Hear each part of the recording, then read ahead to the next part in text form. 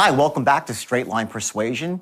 Let's move on to Module 2 now, which is the art of prospecting. And this is more of an introduction to the art of prospecting. We'll get into much greater detail later. Here we're going to lay the foundation for what it really means to prospect effectively and elegantly. See, this is one skill that really escapes or that people ignore, much to their own chagrin and their detriment, because what happens is if you don't prospect effectively, that doesn't mean just finding people who are interested, but even more importantly, weeding out the people who are not interested or who don't qualify for whatever it is you're offering.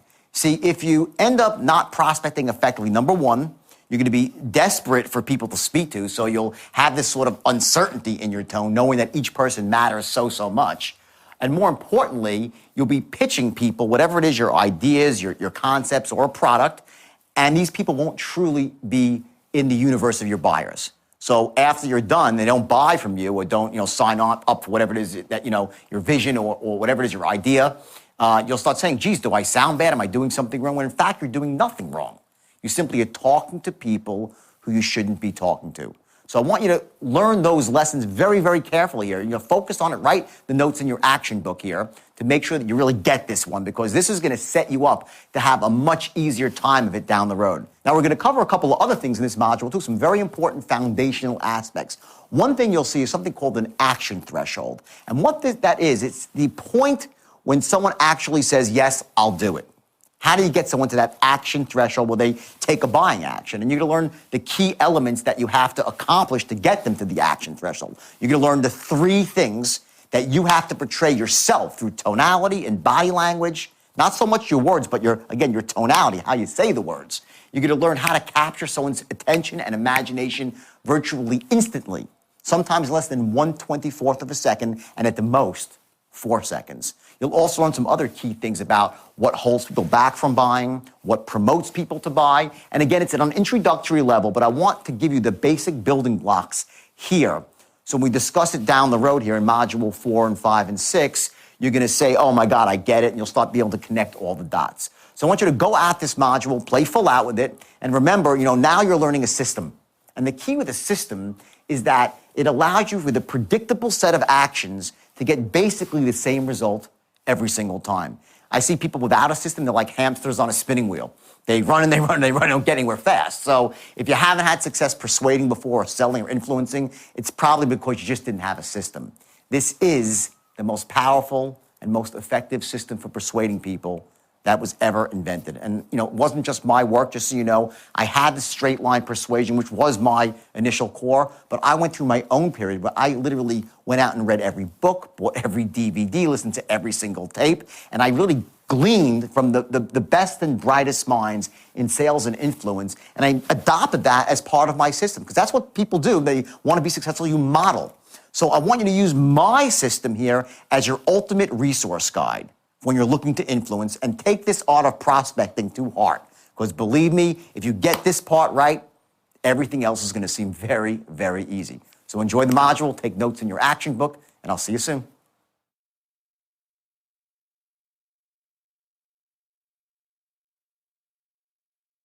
So let's talk now about sales. Let's start getting right into it with prospecting, okay? This is the first step to it.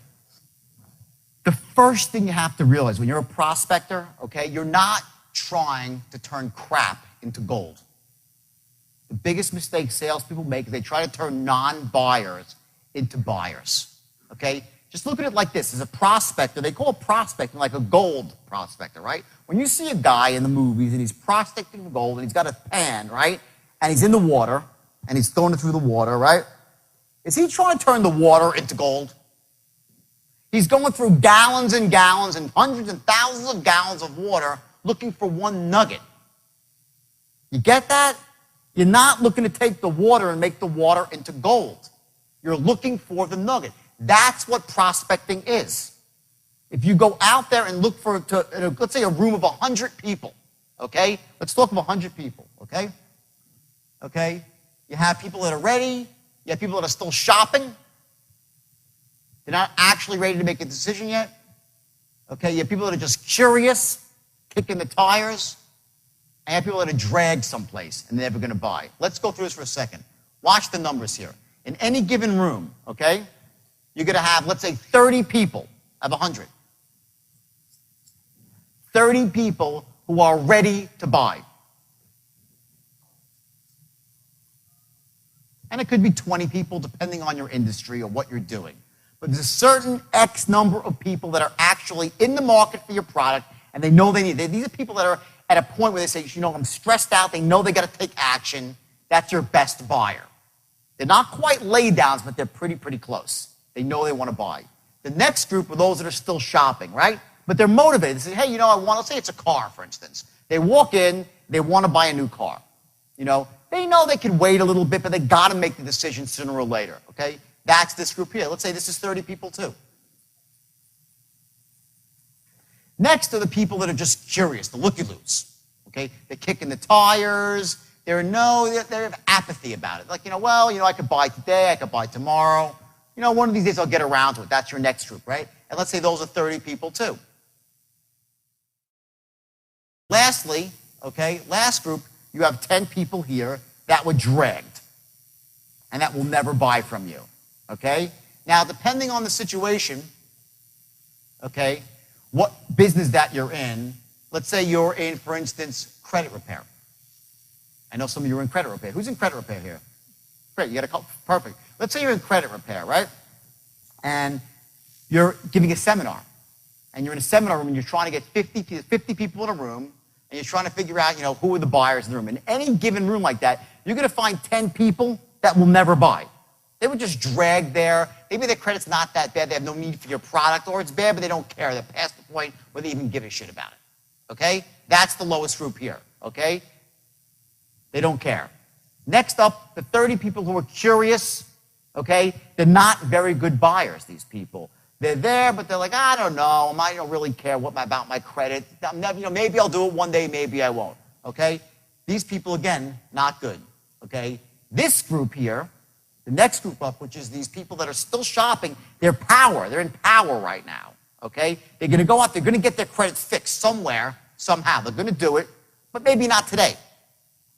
Maybe they'll do it in 3 months from now, 6 months from now, whatever it might be. If you're selling cars, it might be that, they got to get a new car, but, they're looking around, they're shopping. They're going to get one soon, but not today.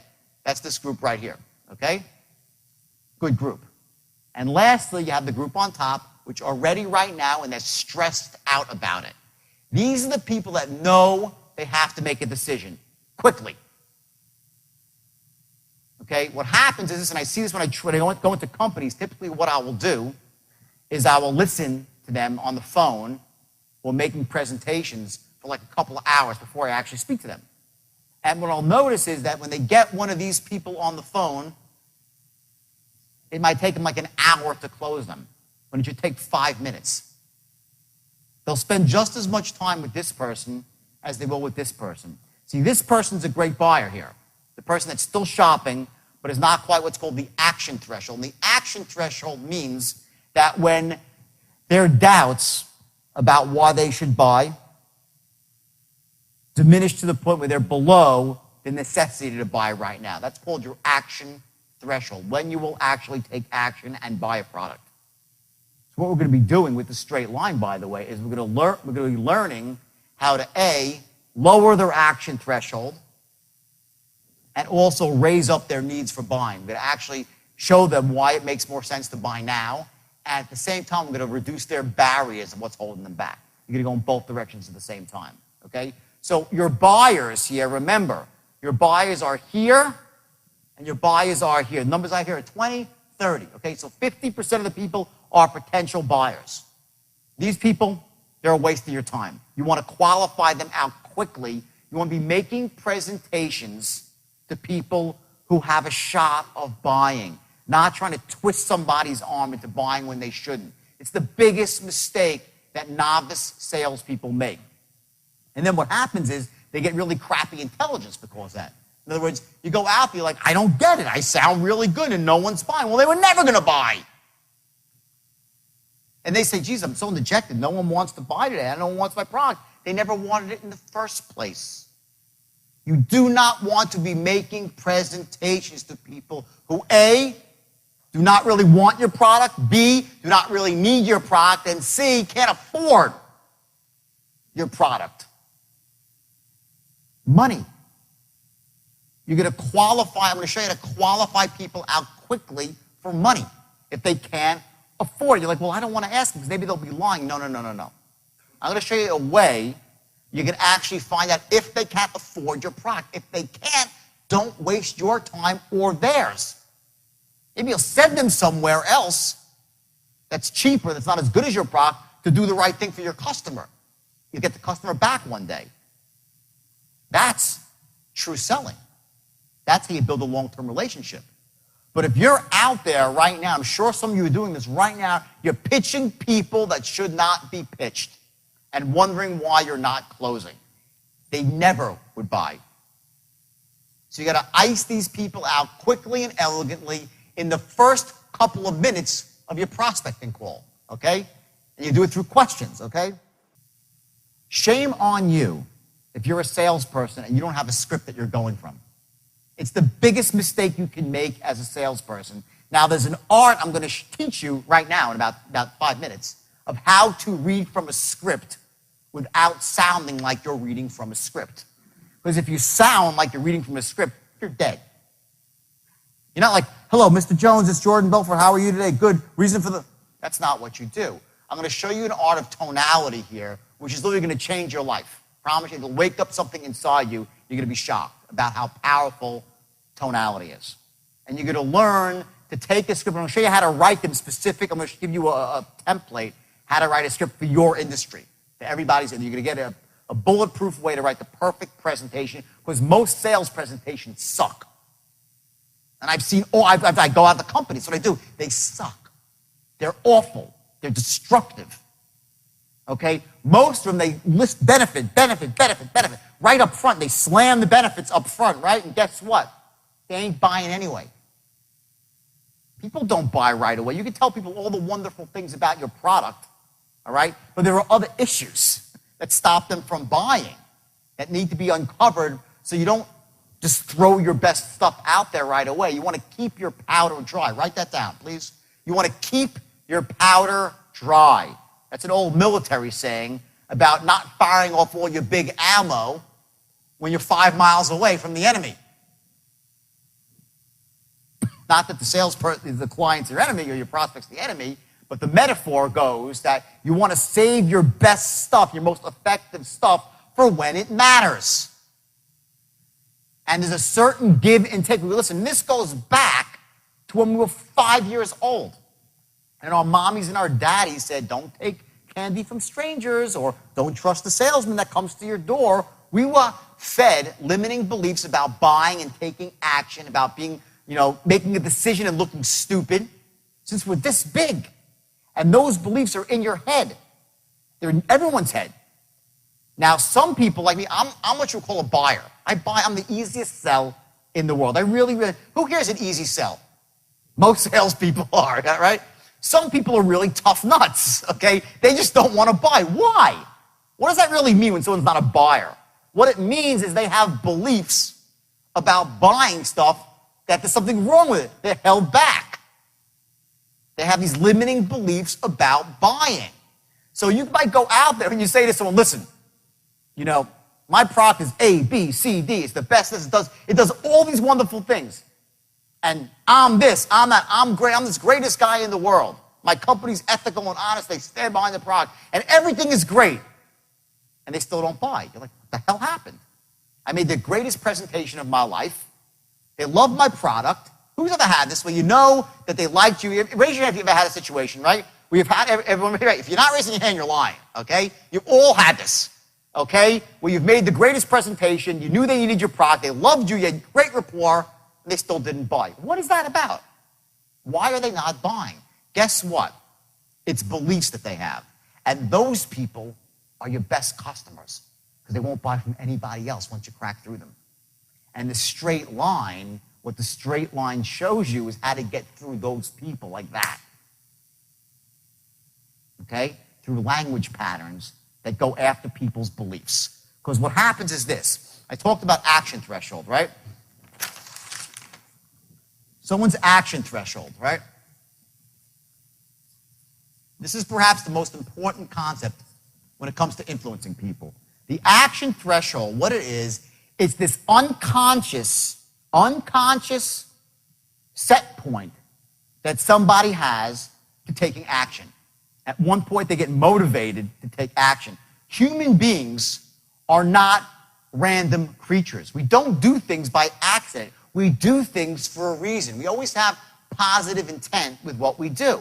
Now, that doesn't mean that we always do things that really empower us. Sometimes we make stupid, lousy decisions. But inside, we did it because we thought it was in our best interest. The action threshold represents this. It's the sum of all the pluses. He thinks the good things that will happen if he makes a decision to do something. The negative things, logically, that will happen if he makes a decision. So he'll buy something and say, well, it's too expensive, it'll cost me money, all this sort of stuff, right? These are the negatives that hold somebody back. Maybe the company won't stand behind their guarantee. What happens if I have problems? I don't know. Maybe my wife will get pissed. All these sort of things that hold people back before they take action. And then lastly, you have limiting buying beliefs. And this, I have the worst handwriting in the world, by the way, so just excuse me, okay? Almost barely legible, okay? So you have limiting buying beliefs. And what these are the voices in our head that just say, don't buy. For whatever reason, because of bad experiences we've had, we've been burnt before. See, human beings were always looking for patterns, right? When I walked through the door today, this door, I'd never been through this door before. But when I walked up to this door, I didn't say, now let me see. There's 2 slabs of wood. Looks like a door. I think it must be a door. I wonder what's on the other side. I hope I'm not going to walk off a cliff. Right?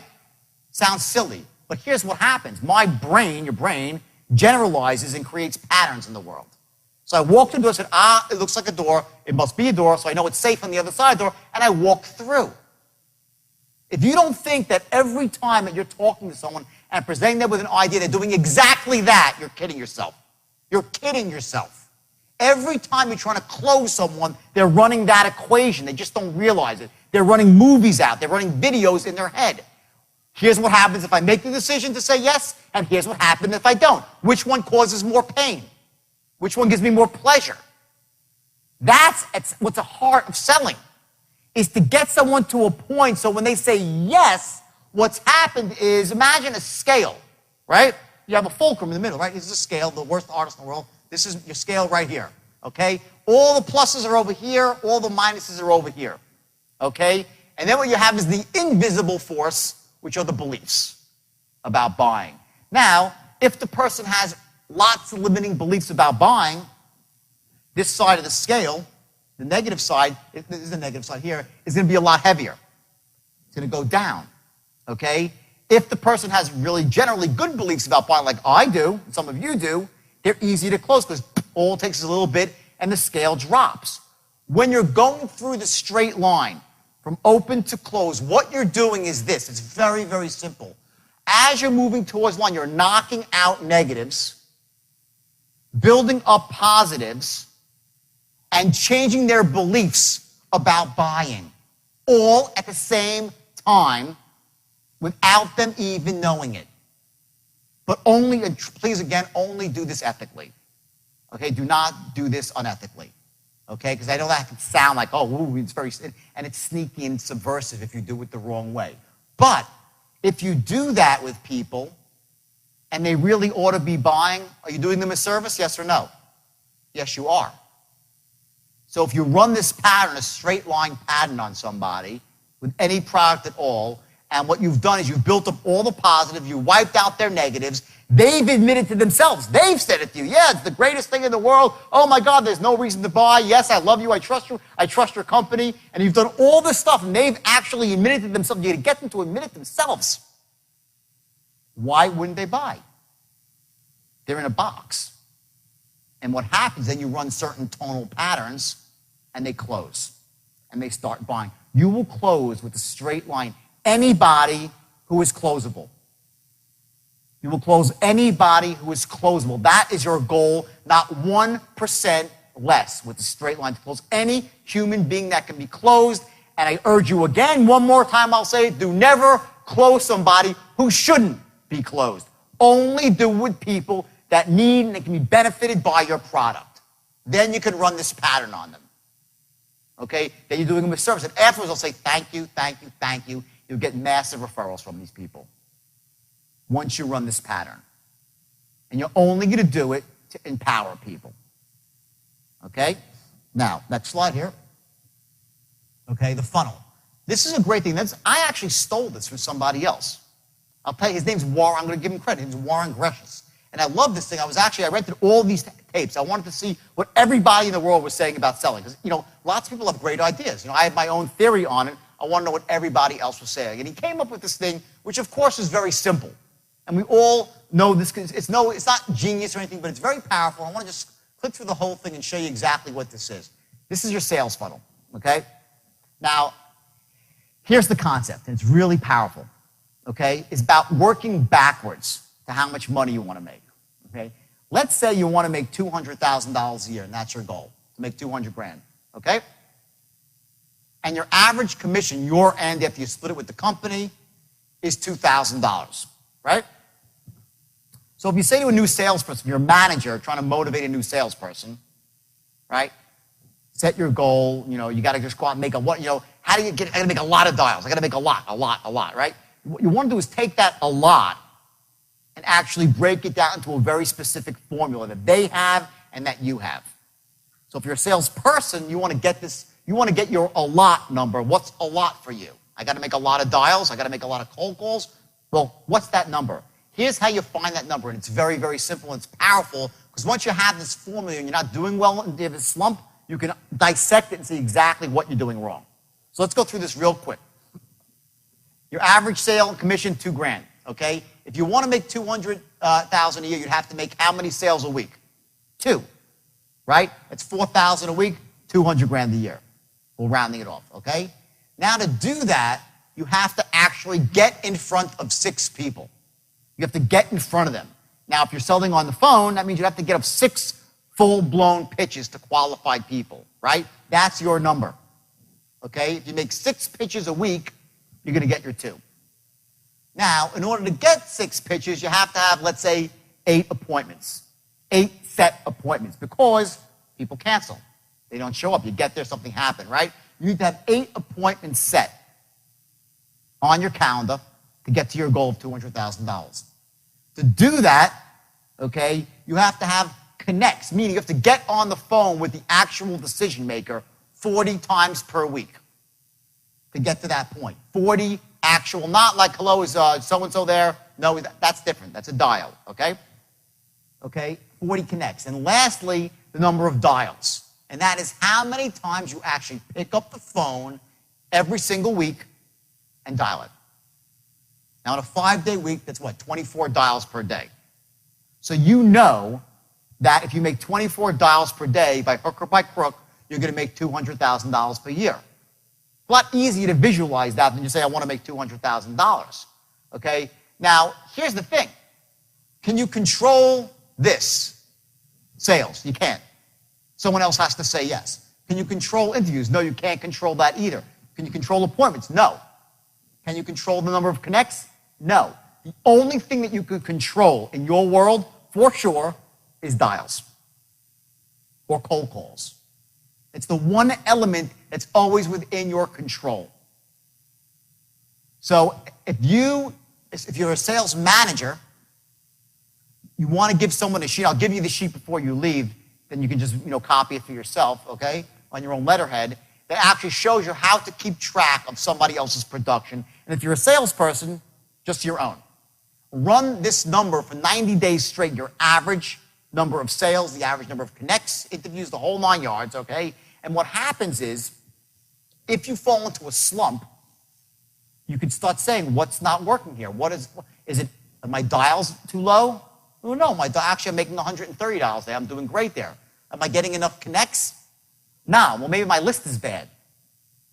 Get it? You can identify what your problem is. Maybe you're not setting enough appointments. You say, well, maybe my qualifying rap is awful. I don't sound good on the phone. I'm not creating excitement, enthusiasm, right? It could be there. Interviews, sales, the whole 9. If you're not closing, so I roll my closing strategy. Okay? It allows you to identify exactly what's going on in your world of sales. And again, the only thing that you control is dials, okay? That's your sales funnel. If you don't use this, I'm telling you, especially if you're a sales manager, it's the easiest way to keep control of your sales force.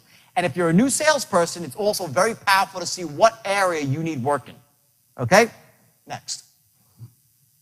Okay, 4 seconds, okay?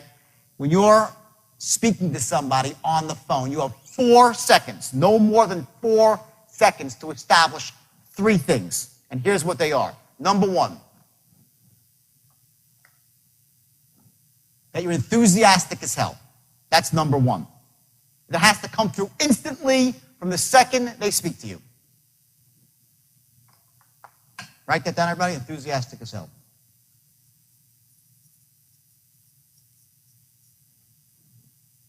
Number 2, that you're sharp as a tack.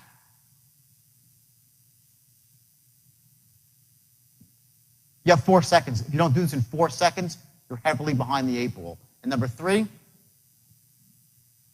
a figure of authority, an authority figure. These 3 things must be accomplished in the first 4 seconds someone speaks to you. And what it all rolls up to is one simple fact. You're a person who can help them achieve your goals. That's it. Unless you've done that in 4 seconds, you're seriously behind the 8 ball. Seriously behind the 8 ball. And ultimately, what that really translates to even one step further is that you are a person that can help them take control of their lives. They can take control of their lives. People have the desire to gain control. When they're feeling out of control, they act. It's part of what your action threshold is all about. It's a point to get back in control of your life. When someone has credit that's screwed up, do they feel in control or out of control?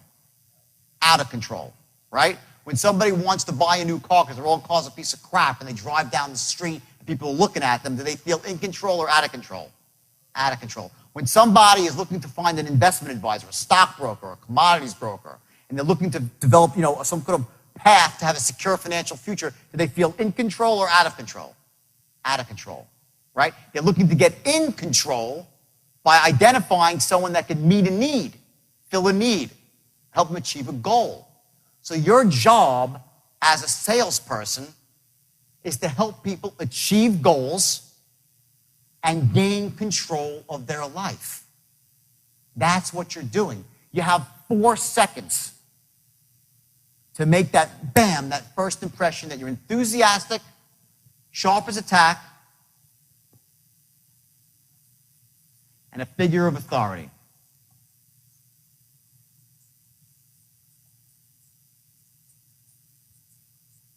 A figure of authority. If in 15 or 20 seconds you don't have those 3 things, you're done. You should hang up the phone and move forward. Seriously. Okay, now the question is, how do you do that? Well, it's really, really simple on the phone and even more simple in person. In fact, in person, you have 1/24th of a second before you've been judged. 1/24th of a second and you've been judged by the way you look, by the way you carry yourself. It's called wrapping your package. I went to a seminar with some guy who's wacky, okay? And some of you know him. The guy's a maniac, but he's a great salesperson. And as much as wacky as the guy was, he taught me some really valuable things about the way you dress and becoming a figure of authority and certain about branding yourself. And I'll share that stuff with you a little bit later, okay? But in person, and this is, I've researched this, you have 1/24th of a second before someone has judged you. You've been dissected, you've been assessed, you've been reassessed, you've been packaged, you've been compartmentalized. They put you in a cubbyhole and you're fighting your way out from that point. So either you're here, and you're doing great, now you gotta just screw it up, or you're at the bottom and you gotta claw your way out of a box. Okay? That's in person. Now, when you're on the phone, okay, do they see you? Can they see who you are when you're on the phone? Yes or no? Bingo. See, I know I'm in a room with salespeople. I know if you say, yeah, you're damn straight, they can see who you are. They know exactly. They got a mental image of you, whether it's accurate or inaccurate. Everybody thinks in pictures. And you have a couple of, in 4 seconds flat, they've made a mental picture of you. Let me tell you a funny story. I had to get a visa for Australia when I was going to Australia. So I asked my girlfriend, we lived together very close, we're going to get married, and I asked her to get me, go find one of these services that gets visas, right? She's like, okay, whatever, right? So she goes out and she does that, and she finds some company in Chicago somewhere, right? So whatever, like a week and a half passes, and I'm like, what's going on my visa? Do you hear anything? She goes, oh, no, the guy's taking care of it. I'm like, what's his name? She says, Sergey. I'm like, oh, fuck. I'm like, and already I know. I'm not saying, listen, I'm not prejudiced. I'm not. I'm just telling you this for the benefit of selling, okay? I heard his name was Sergey. I'm like, he's a foreigner. I don't like it already, okay? He doesn't speak my language. He's behind the 8 ball. There's something wrong. Now, I don't know. I know that's not the way it's supposed to be, and it's not, like, really nice. But this is about making money.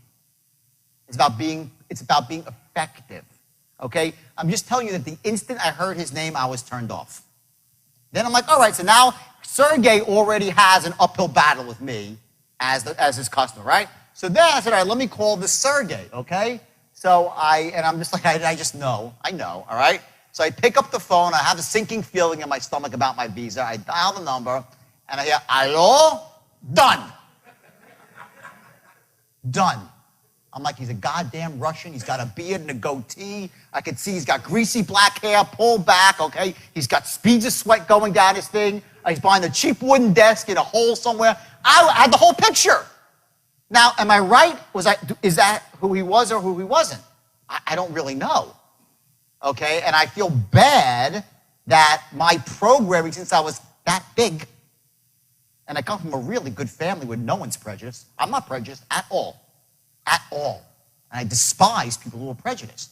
But that being said, instantly, before I could even figure out why I felt a certain way, I was done with Sergey. Okay, and of course it turned out to be right, because Sergey started rambling inanely about something. I was like, you know what, bing, I hung up on Sergey, and that was it. Okay, I gave him his $100 application fee. I never heard from the guy again, because in the first second of the call, he didn't sound like what? Sharp as a tack, enthusiastic as hell, and a figure of authority. I knew it in a second. The moment they hear your voice, if you haven't accomplished these 3 things, I'm telling you, you're wasting your time. Shame on you. Okay? They make a picture of you, they've assessed you, they've cubbyholed you. That either A, that you're a figure of authority, that you're sharp as a tack, enthusiastic as hell, boom, you're in. Now it's like, ooh, this person can help me achieve my goal. Let me listen. Now, does that mean you're going to close the sale? No. But you've prepared yourself to close the sale. You've moved towards the line. Now remember, right? Here's the line. I'll draw it up here so you can still have this piece of paper. Here's your straight line. Here's the promised land. Here's your open, right? You pick up the phone and you qualify, right? Develop rapport, right? As you're qualifying. So if this is your boundaries here of where you let the sale go, on the bottom, on the top, right? The first 4 seconds, you're right here, okay? In those 4 seconds, you need to be establishing that you're sharp as a tack, enthusiastic as hell, and a figure of authority. In those first 4 seconds, the first pop that comes out of your mouth, and you say, hey, John, it's Jordán Belfort. How you doing today? Right from there, you got to establish those 3 things, and you're going to do it with tonality. I'm going to show you in one paragraph through tonal patterns how you can say things that you never thought you were saying. Here's what happens. As I'm speaking to you, you're like, You are running an unconscious dialogue against my words. You hear what I say, and you're narrating my words. This is what you're doing right now as I speak to you. You're listening to what I say. You're either agreeing, disagreeing, hopefully agreeing, because most of this stuff is just basic truth. It's simple stuff. Right? And you're also narrating in your mind, making it, this sounds, and the voice is going on and on and on. You're making connections about the things that I'm saying, okay? What you need to learn to do is through tonal patterns to control somebody else's internal dialogue. so that they're thinking exactly what you want them to be thinking without you having to say a lot of words. Now, what's the most important thing in sales, really? Trust. If they don't trust you, they'll never buy from you. True or false? They got to trust you. Okay? Now, you can't say to a salesman, to a prospect, trust me, please, just trust me. Just trust me. They'll say, what the hell is this guy talking about? Okay? That's what a cheap, uneducated, subpar salesmen do. They try to sell with just simply emotion and hype. And they're like, just trust me, sir. Just trust me. The stock is going up. Or just trust me. I'll fix your credit. Just trust me. Sign up for this subscription. It'll be just trust me. And we know better. And what happens is all those limiting buying beliefs, whoop, the antenna goes up and they rise up. And next thing you know, their action threshold is through the roof and you can't close people.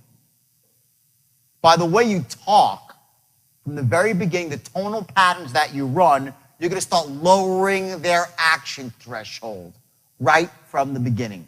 Because you establish three things that are crucial to closing a sale. And number one, that the person that they're dealing with, you, are A, sharp as a tack, B, enthusiastic as hell. Now, let me just dissect this for 1 second. Why would they want to do business with somebody who's sharp as a tack? Okay? Well, because if it's about achieving their goals, who do you want working on your problem? The moron or the person who's sharp? Hello? They'll say, oh, if I come off too sharp, they're going to think I'm a sharpie. No, they want to do business with the one who's sharp. Don't kid yourself. They want to do business with the expert, the top guy, the top girl, top dog in the field. If they don't think you're sharp as a tack, you're wasting their time. Next, are you enthusiastic? Yeah. What does that mean? He must have something really, really great to offer me. That's why he's so enthusiastic. If you're not enthusiastic, what is it saying? My product sucks. My life sucks. I'm not a winner. The state that you're in, the emotional state, whether you're in a positive, pumped up, empowered state, which is a state of certainty and clarity, which is great for sales. Write this down. Certainty, clarity, and conviction. And you can add a couple more C's. Confidence, courage. Those are the most empowering states to be in as a salesperson. The most disempowering state is confusion, uncertainty, overwhelm, boredom. Those states will kill a salesperson. But these three things, okay, they have to be established instantly or you're behind the eight ball. And why should you be a figure of authority?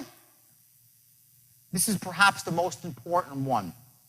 To become authority figure to somebody, to become the foremost expert, cuts into three things. Number one, we were taught since we're this big to listen to people who are in authority.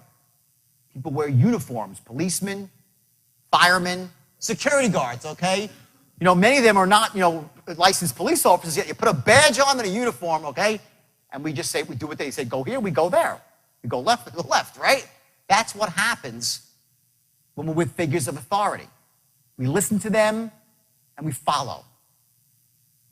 You want your customer, your prospect, to perceive you instantly as a figure of authority, so they'll start moving towards your way of thinking. If you come off as a novice and not an authority figure, they're like, great, let me speak to someone in charge. That's what they're thinking. Great, sounds good. Now put someone in charge on the phone, and I'll talk to them and get realistic about this stuff and get serious. So these three things have to be established immediately.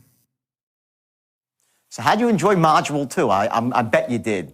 In fact, I think that, people that really go through the second module, they start to get a real sense of what this is all about empowering people to make decisions that they should make, to persuade people who are shut down from making those decisions and allow them to achieve their goals. That's what being a salesperson and an influencer is all about. And I think you saw here some very powerful things here in terms of your tonality and how you capture someone's attention very, very quickly. Remember, you need to be enthusiastic, and not because you're some crazy person, screaming, yelling from the rooftops, but because most people do not have that state of certainty, that state of clarity. And when you come in and sound enthusiastic and upbeat, you sort of wake up the force in them to listen further. Now, in terms of what actions you take here, there's one very specific action that you have to take immediately. And that is, I want you to do what's called the allot chart. To find out exactly how many calls or how many letters you need to send out, how many initial contacts you need to make on a daily basis in order to meet your financial goal. And again, the importance of that is later down the road when you're immersed in this and you're kicking butt, you're going to also be able to identify what areas you can improve on. You'll start to see what bottlenecks occur in your own pipeline of success, and it will allow you to achieve your goals much, much quicker and with a lot more ease. And also, you're going to be able to help people who work for you, if you're a sales manager, to get them to start analyzing their results on a daily basis and taking the appropriate actions to ensure their success as well, which ultimately is your success. So again, let's move on to Module 3 now. But before you do, please make the notes in your workbook and take those actions, especially that allot chart. And remember, you sound enthusiastic, you have only a few seconds to do it, and then you set yourself up to influence down the road. Without that, you'll be fighting an uphill battle. And I'm here to help you fight a downhill battle because believe me, it's a lot easier.